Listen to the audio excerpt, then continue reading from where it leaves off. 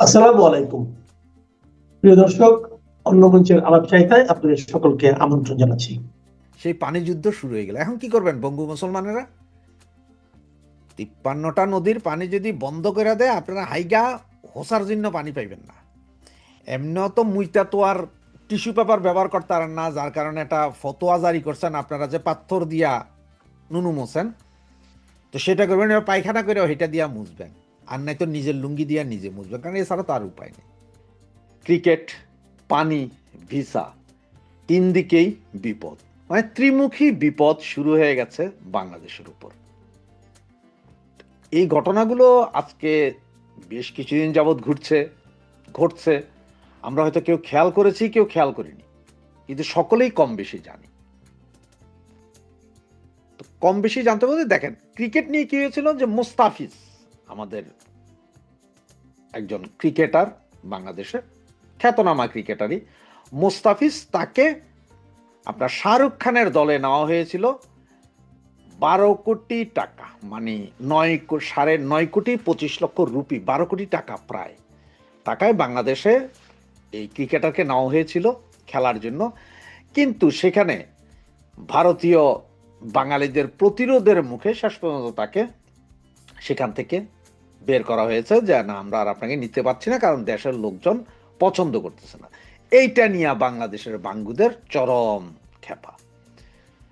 তো ভাই, আপনারা এত চরম খেপান কেন? আপনারাই তো বলেন যে আধিপত্যবাদ থেকে রক্ষা পেতে হবে, বয়কট ভারত, সবকিছু। তাহলে এই মোমেন মুসলমান মুস্তাফিজ হে ভারতের হয়ে খেলতে যাবে কেন? তার তো বাড়িঘর ভেঙে দেওয়া উচিত আপনাদের।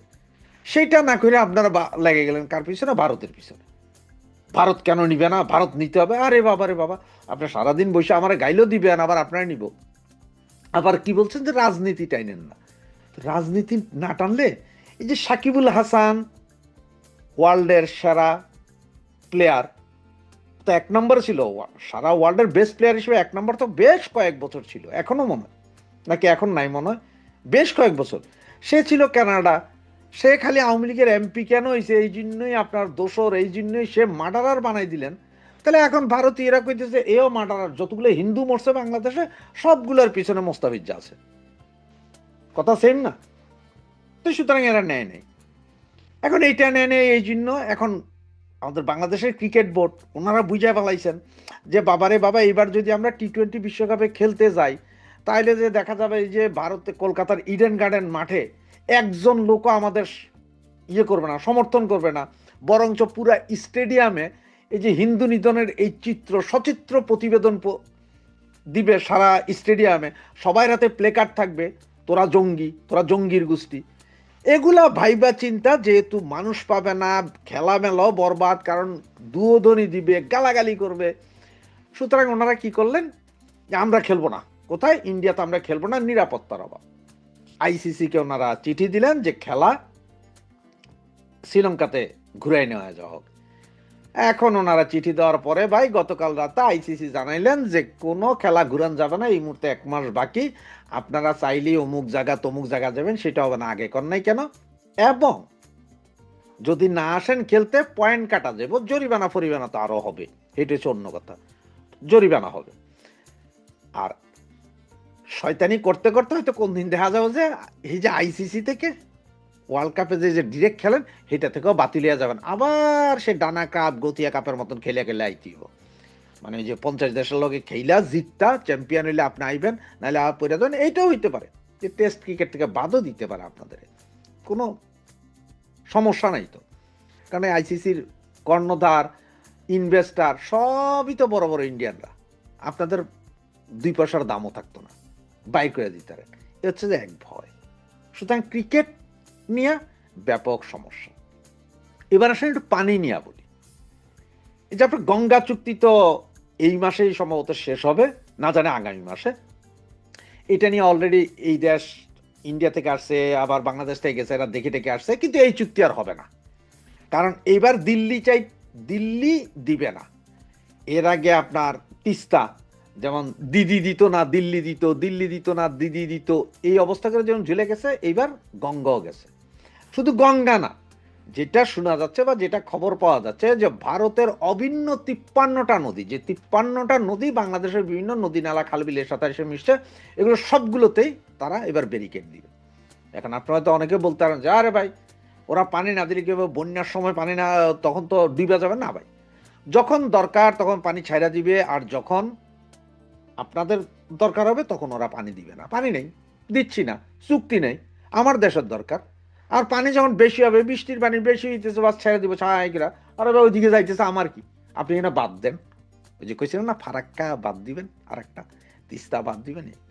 সুতরাং শুকাইয়া মারবে, মানে পানি, যেটা বলা হচ্ছে যে সারা পৃথিবীতে এক সময় পানি নিয়ে যুদ্ধ হবে, সেই পানি যুদ্ধ শুরু হয়ে গেল। এখন কি করবেন বঙ্গু মুসলমানেরা? 53টা নদীর পানি যদি বন্ধ করে দেয়, আপনারা হাইগা হোসার জন্য পানি পাইবেন না। এমনিও তো মুইতা তো আর টিস্যু পেপার ব্যবহার করতে পারেন না, যার কারণে একটা ফতোয়া জারি করছেন আপনারা যে পাথর দিয়া নুনু মোছেন, তো সেটা করবেন, এবার পায়খানা করে সেটা দিয়া মুছবেন, আর নাই তো নিজের লুঙ্গি দিয়া নিজে মুছবেন, কারণ এছাড়া তো আর উপায় নেই। পানি দিয়া এটা গ্যাদারিং শুরু হইতেছে মানে অলরেডি হয়ে গেছে। কোনো চুক্তি হবে না, নট এ সিঙ্গেল চুক্তি। সব চুক্তি হবে, কোনো সমস্যা নেই। কারণ হচ্ছে যে এই গঙ্গা চুক্তি বা গঙ্গার পানি বন্টন, এরপরে ফারাক্কাবাদ, এগুলো নিয়ে কিন্তু একসময় কিন্তু আপনার জাতিসংঘে গেছিলেন জিয়া রহমানের আমলে, কোনো ফায়দা হয়নি, জাতিসংঘ কিছু করতে পারেনি। এদিকে আপনাদের দুর্ভাগ্য, নির্বাচনের জন্য জাতিসংঘ সহ বিদেশি যেসব মিশনগুলোকে আসতে হয়, কেউ আসতে রাজি হয় নাই। পৃথিবীর সবচেয়ে ভালো একখান নির্বুদ্ধিতার কাম করছেন, বললেন যে কি আসেন আপনারা নির্বাচন দেখেন, আপনাদের খানা দানা, হোটেলে থাকার পয়সা, পকেট খরচের পয়সা, প্রয়োজনে কন্যার পয়সা দেবো, তারপরে আসেন একটু বৈধতা দিয়ে যান। সেটা করতে কেউ রাজি হয় না। এদিকে টিআইবি হারমাতগুলো কি কইছে যে না না না, এটা তো হয় না, এটা তো হয় না, এইভাবে আপনারা ভাড়াটিয়া লোক আইনা আপনারা দেখাইবেন যে নির্বাচন সুষ্ঠু হয়েছে, এটা হবে না। হ্যাঁ, পৃথিবীর সব দেশই সমালোচনা করতেছে যে এটা কি, আমরা কি ভাড়াটিয়া গুন্ডা যে তুমি আমাদের সব দিবে, আমরা যে তোমার এখানে যাব? সুতরাং ওই কেন ধরা। এবার আসেন ভিসা।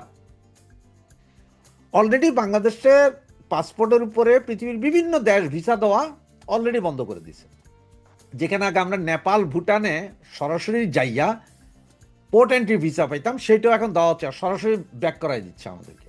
মিডল ইস্টের বিভিন্ন দেশ থেকে আমাদেরকে ব্যাক করানো হচ্ছে, ইউরোপ থেকেও ব্যাক করানো হচ্ছে।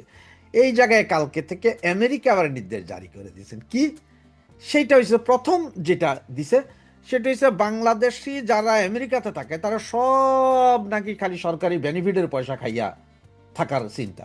হেরাজ এই হারামজাদাগুলো ওইখানে বেনিফিট খায়, সব কিন্তু নামাজ পড়ে 5 ওয়াক্ত, হুজুর সব জার্গা হুজুর, ওইখানে সরকারি বেনিফিট খাইব আর হালাল হারাম নিয়ে কথা কইব।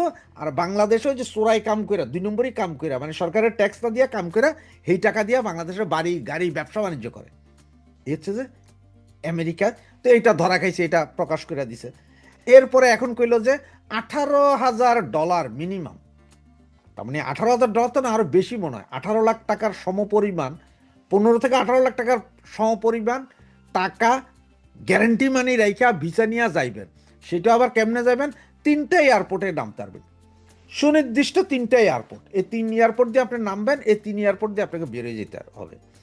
এমন আছে যে হয়তো ওই টাকা যেটা আপনি দিয়ে এখান থেকে ভিসা নিয়ে গেছেন, হে ওখান থেকে বলছে না তোমার ঢুকতে দিব না, তোমার বাইরে গেছে। এই টাকা পাইতে তারও 6 মাস।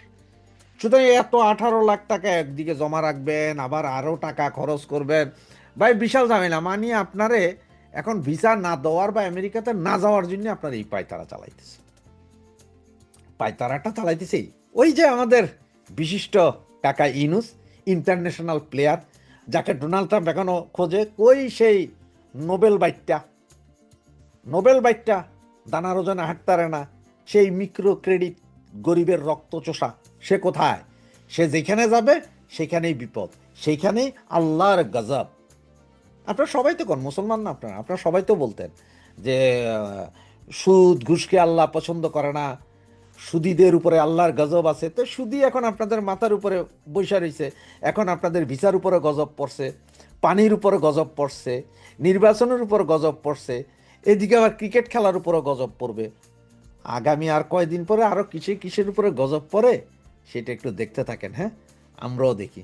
জয় বাংলা, জয় বঙ্গবন্ধু। ট্রাম্প ব্যক্তিগত পরিসরে বিভিন্ন সময় ওই ক্ষুদ্র ঋণের লোকটি কোথায়? Where is that micro credit guy যে কিনা আমাকে হারতে দেখতে চেয়েছিল, এমন বলে ডক্টর ইউনূসকে উল্লেখ করেছেন, খোঁজ করেছেন। সে কারণেই ডক্টর ইউনূস বিরাট বহর নিয়ে মার্কিন যুক্তরাষ্ট্রে গত 2 বছরে 2 দফায় ছুটে গেলেও এবং লম্বা সময় সেখানে থাকলেও তিনি প্রেসিডেন্ট ট্রাম্প বা ট্রাম্প প্রশাসনের গুরুত্বপূর্ণ কারোর সঙ্গে কোনো বৈঠক করে আসতে পারেন নাই।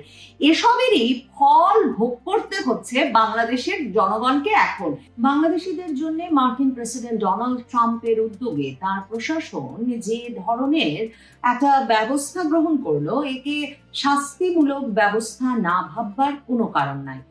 ট্রাম্প প্রশাসন আগেই ঘোষণা দিয়ে এমন সব দেশের নামের তালিকা প্রকাশ করা শুরু করেছিল যেসব দেশকে তারা চিহ্নিত করেছে, যেসব দেশের অধিবাসীরা, যেসব দেশের নাগরিকেরা ভিসা নিয়ে, কখনো স্টুডেন্ট ভিসা, কখনো কর্মী ভিসা, কখনো পর্যটক ভিসা নিয়ে যুক্তরাষ্ট্রে প্রবেশ করেন বটে, কিন্তু ভিসার নিয়ম কানুন মেনে চলেন না। আর সবচেয়ে বড় অভিযোগ, ভিসা শেষ হলেও তারা নিজ নিজ দেশে সময় মতো ফিরে যান না। এমন তালিকা ধরে ধরে ট্রাম্প প্রশাসন ওই সব দেশের নাগরিকদের ক্ষেত্রে ভিসা দেওয়ার পর একটা আর্থিক নিশ্চয়তা, মোটা অঙ্কের টাকার গ্যারান্টির বিনিময়ে শুধু তারা যুক্তরাষ্ট্রে ঢুকতে পারবেন, এমন একটা নিয়ম চালু করতে যাচ্ছে। সেই খবরটা ছিল কিছুদিন ধরেই। এর আগেই প্রথমেই যুক্তরাষ্ট্র 2টো দেশকে তালিকাভুক্ত করে এই শাস্তিমূলক ব্যবস্থা গ্রহণ শুরু করে। প্রথমেই তারা জাম্বিয়া এবং মালাউইর মতো দেশের ভ্রমণকারীদের ক্ষেত্রে এই শাস্তিমূলক ব্যবস্থার ঘোষণা দেয়, মানে পরীক্ষামূলকভাবে ওই 2 দেশের ভিসা প্রাপ্ত ব্যক্তিবর্গকে ঢুকতে হলে একটা মোটা অঙ্কের টাকা গ্যারান্টি দিয়ে ঢুকতে হবে, এই ঘোষণা দেয়। এরপর আরো 7টি দেশের নাম যুক্ত করে যুক্তরাষ্ট্র। এখন যেমনটা আশঙ্কা করা হচ্ছিল, বাংলাদেশের নামও যুক্ত হয়ে গেছে যুক্তরাষ্ট্রের ভিসা বন্ডের তালিকায়। ভিসা বন্ড বিষয়টা কি, যেটা বলছিলাম, এটা একটা আর্থিক গ্যারান্টি, যার ফলে কিছু নির্দিষ্ট দেশের বিদেশি নাগরিকরা সাময়িক ভিসা দেওয়ার আগে এমন জামানত জমা দেবেন বা নিশ্চয়তা জমা দেবেন যেন তারা ভিসার শর্ত, বিশেষ করে সময়সীমাটা মেনে চলেন।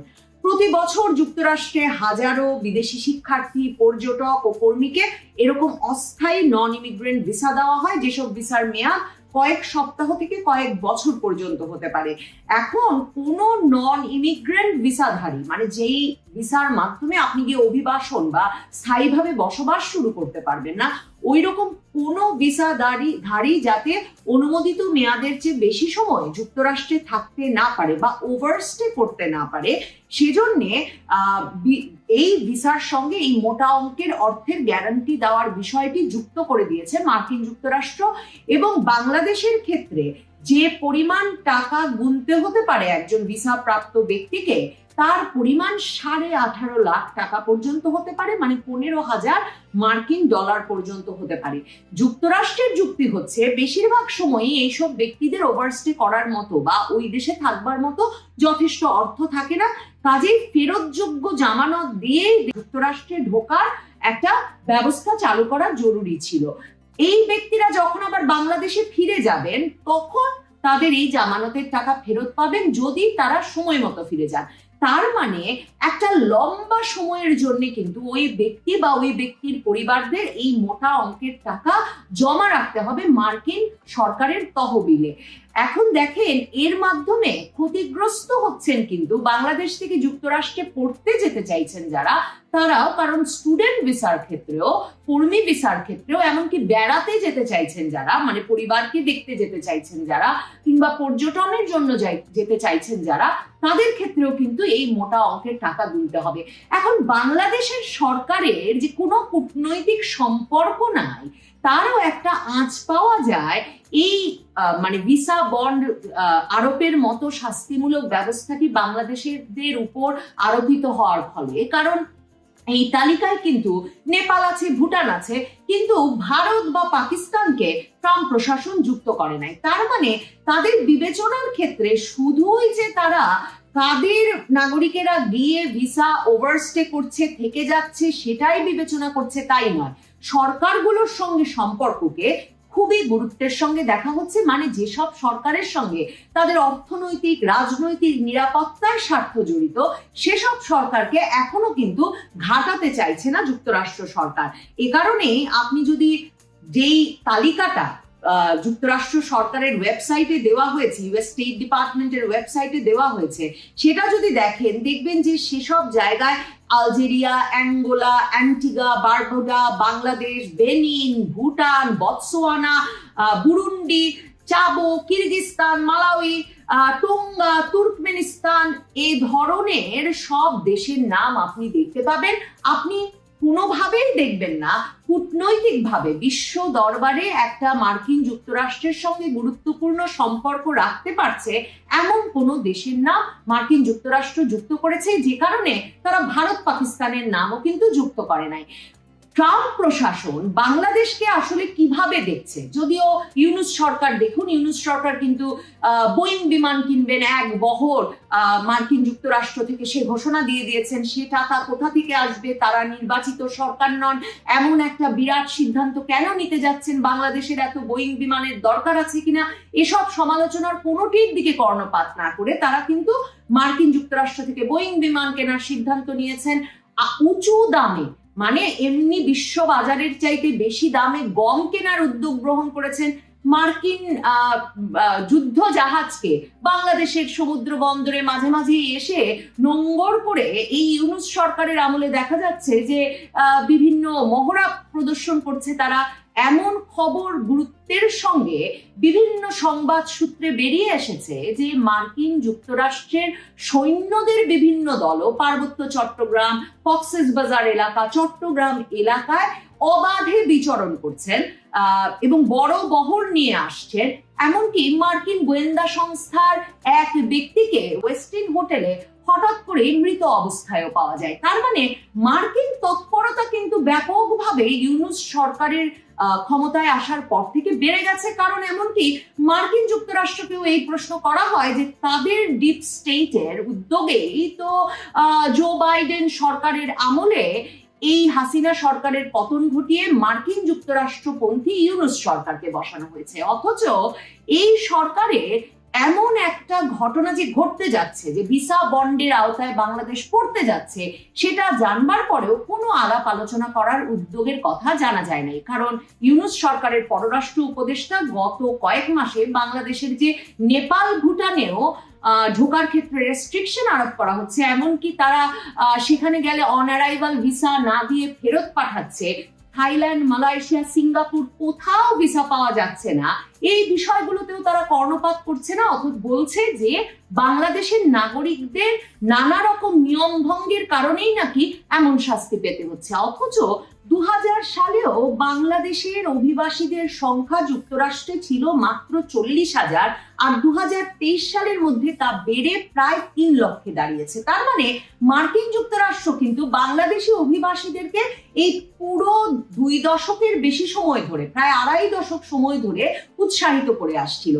প্রেসিডেন্ট ট্রাম্প যে বাংলাদেশকে টার্গেট করেছেন তার একটা নজির বলে বাংলাদেশের অভিবাসীরা কিন্তু মনে করছেন। যখন জানুয়ারি মাসের 4 তারিখ প্রেসিডেন্ট ট্রাম্প তার ট্রুথ সোশ্যালে দেওয়া এক পোস্টে এক তালিকা প্রকাশ করে উল্লেখ করেন যে যুক্তরাষ্ট্রে বসবাসরত প্রায় 54% বাংলাদেশি পরিবারই মার্কিন সরকারের কাছ থেকে বিভিন্ন ধরনের সহায়তা নিয়ে থাকে। সেখানেও দেখেন দক্ষিণ এশিয়ার সব দেশের নাম আছে, কিন্তু ভারতের নাম উল্লেখ করা হয়নি। এবং এই প্রশ্নটা সংবাদ মাধ্যমগুলো করছে যে ভারতের নাম কেন ট্রাম্প প্রশাসন সর্বোচ্চ সাহায্য গ্রহণকারীদের মধ্যেও উল্লেখ করলো না। তার মানে কি ভারতের অভিবাসীরা সে পরিমাণ সাহায্য গ্রহণ করে না? বাংলাদেশের অভিবাসীরাও কিন্তু বলছে যে তারা প্রথম দিকে সরকারি সহায়তা গ্রহণ করলেও পরে দ্রুততম সময়ে কর প্রদানকারী অভিবাসীতে পরিণত হয়। এখন বাংলাদেশ সরকারের তো উচিত ছিল এই পরিসংখ্যান প্রস্তুত করে মার্কিন যুক্তরাষ্ট্র সরকারের সঙ্গে আলোচনা করা, যাতে ভারতের নাম যেমন নাই এই যারা সরকারি সহায়তা সবচেয়ে বেশি গ্রহণ করে এমন অভিবাসীদের তালিকায়, ট্রাম্পের ওই তালিকায় যাতে বাংলাদেশও না উঠতে পারে সেই চেষ্টাও তো বাংলাদেশ সরকারের করা উচিত ছিল। কিন্তু বাংলাদেশ সরকার আসলে মার্কিন যুক্তরাষ্ট্রের এই সরকারের সঙ্গে কোনো সম্পর্কই স্থাপন করতে পারে না, কারণ 2025-এর শুরুর দিকে প্রেসিডেন্ট ট্রাম্প যখন ক্ষমতায় আসেন তার আগেই কিন্তু নির্বাচনের সময়ই 2024-এর নভেম্বর মাসের দিকেই প্রথম প্রেসিডেন্ট ট্রাম্প বাংলাদেশকে উল্লেখ করে কোনো পোস্ট দিয়েছিলেন, এবং সেই পোস্টে তিনি সরাসরি উল্লেখ করেছিলেন যে বাংলাদেশে হিন্দু, খ্রিস্টান এবং অন্যান্য সংখ্যালঘুদের ওপর বর্বর হামলা হচ্ছে, এবং এর নিন্দা জানিয়ে তিনি বাংলাদেশে একটা পুরোপুরি বিশৃঙ্খল পরিস্থিতি চলছে অন্তর্বর্তী সরকারের আমলে সে কথা বলেছিলেন যে জো বাইডেন আর কমলা হ্যারিসের সময়ে এই যে বাংলাদেশের মতো দেশগুলোতে একরকমের হিন্দু এবং সংখ্যালঘু নিপীড়নকে উস্কে দেওয়াকে আশকারা দেওয়া হয়েছে, তার নজরদারিতে এটা কখনো সম্ভব হবে না। প্রেসিডেন্ট ট্রাম্প ডক্টর ইউনূসকে কিভাবে দেখেন তার নানা রকম একটা রেফারেন্স কিন্তু মার্কিন যুক্তরাষ্ট্র সহ পৃথিবীর বিভিন্ন দেশের পত্রপত্রিকায় অনলাইন ঘাটলেই পাওয়া যায়। সেখানে দেখবেন 2016-তে যখন ইউনূসের বন্ধু হিলারি ক্লিন্টন আর প্রেসিডেন্ট ট্রাম্প তারা প্রেসিডেন্ট পদে প্রতিদ্বন্দ্বিতা করছিলেন, তখন যেহেতু ডক্টর ইউনূস মোটা অঙ্কের ডোনেশন দাতা হিসেবে ক্লিন্টন ফাউন্ডেশনে মোটা অঙ্কের অর্থদাতা হিসেবে চিহ্নিত হয়েছিলেন, আন্তর্জাতিক বার্তা সংস্থা এপি সহ নানা আন্তর্জাতিক সংবাদ মাধ্যমে, কাজে ট্রাম্প ব্যক্তিগত পরিসরে বিভিন্ন সময় ওই ক্ষুদ্র ঋণের লোকটি কোথায়, where is that micro credit guy, যে কিনা আমাকে হারতে দেখতে চেয়েছিল, এমন বলে ডক্টর ইউনূসকে উল্লেখ করেছেন, খোঁজ করেছেন। সে কারণেই ডক্টর ইউনূস বিরাট বহর নিয়ে মার্কিন যুক্তরাষ্ট্রে গত 2 বছরে 2 দফায় ছুটে গেলেও এবং লম্বা সময় সেখানে থাকলেও তিনি প্রেসিডেন্ট ট্রাম্প বা ট্রাম্প প্রশাসনের গুরুত্বপূর্ণ কারোর সঙ্গে কোনো বৈঠক করে আসতে পারেন নাই। এসবেরই ফল ভোগ করতে হচ্ছে বাংলাদেশের জনগণকে এখন, এবং বাংলাদেশের অভিবাসীরা যারা মার্কিন যুক্তরাষ্ট্রে জ্যাকসন হাইটস এলাকাতেও এই নিয়ে যে একটা আতঙ্ক ছড়িয়ে পড়েছে যে অভিবাসীদের যখন ব্যাপক ধরপাকড় চলছে যুক্তরাষ্ট্র জুড়ে, তখন বাংলাদেশি অভিবাসীদের নাম যেহেতু ট্রাম্পের তালিকায় উঠেছে সেদিকেও ট্রাম্প নজর দেবেন, এই আতঙ্ক কিন্তু ছড়িয়ে পড়েছে। প্রেসিডেন্ট ট্রাম্পের প্রশাসনের অত্যন্ত গুরুত্বপূর্ণ ব্যক্তি ট্রাম্পের ঘনিষ্ঠ তুলসি গ্যাবার্ড, যিনি কিনা মার্কিন যুক্তরাষ্ট্রের জাতীয় গোয়েন্দা প্রধান, তিনি বাংলাদেশের নাম উল্লেখ করেছিলেন এই 2025-এর শুরুতে, এটা বলে যে যুক্তরাষ্ট্র কোনো দেশেই ইসলামপন্থীদের প্রসার ঘটা বা ইসলামপন্থীদের শক্তি সঞ্চয়ের বিষয়টি ভালোভাবে দেখে না, তারা উদ্বিগ্নভাবে বাংলাদেশের ঘটনা প্রবাহের দিকেও নজর রাখছে, এবং এই যে সংখ্যালঘুদের বা ভিন্ন মত দমন করে ইসলামপন্থীদের খিলাফত প্রসারের চেষ্টা, সেটাকে যুক্তরাষ্ট্র পৃথিবীর নিরাপত্তার জন্য গুরুতর সংকট হিসেবে দেখে। প্রেসিডেন্ট ট্রাম্প এ দফায় ক্ষমতায় আসার পর 2025-এর ফেব্রুয়ারিতে যখন ওয়াশিংটনে দ্বিপাক্ষিক বৈঠক করতে ভারতের প্রধানমন্ত্রী মোদী গিয়ে পৌঁছেছিলেন, তখন প্রধানমন্ত্রী মোদী আর প্রেসিডেন্ট ট্রাম্পের এক যৌথ সংবাদ সম্মেলনে